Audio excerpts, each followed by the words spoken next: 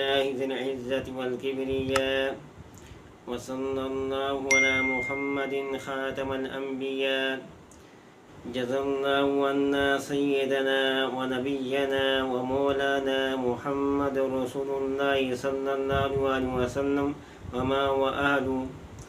السلام علیکم ورحمۃ اللہ وبرکاتہ. ناظرین، روزمرہ زندگی سے تعلق رکھنے والے مسائل، ان کے حل اور روحانی وظائف لے کر آپ کی خدمت میں حاضر ہوں. میں دوستوں، آج کا عمل یرکان کے لیے ہے. اگر کسی شخص کو یرکان ہو، کالا ہو یا پیلا ہو، کسی قسم کا بھی یرکان ہو، تو اس کو روحانی علاج آپ کو بتانے جا رہا ہوں.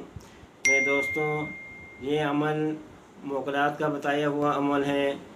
اس میں دوستوں مذمت کے موکلات کا یہ بتایا ہوا عمل ہے جو میں آپ کو بتانے والا ہوں کہ آپ نے کس طرح علاج کرنا ہے.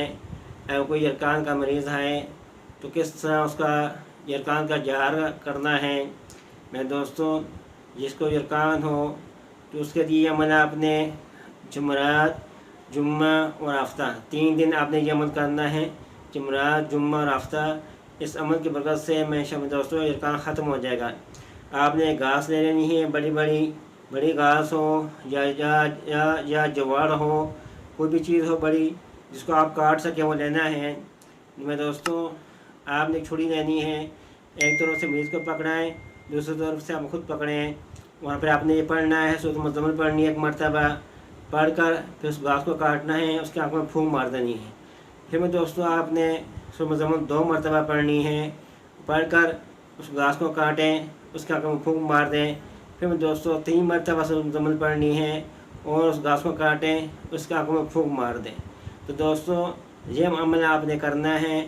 تو انشاءاللہ اس عمل کی برکت سے کوئی بھی یرکان ہوگا ختم ہو جائے گا. کالا ہو، پیلا ہو، کسی قسم کے بھی یرکان ہو، میں دوستوں یہ عمل آپ کریں، اس سے شفا نصیب ہوگی.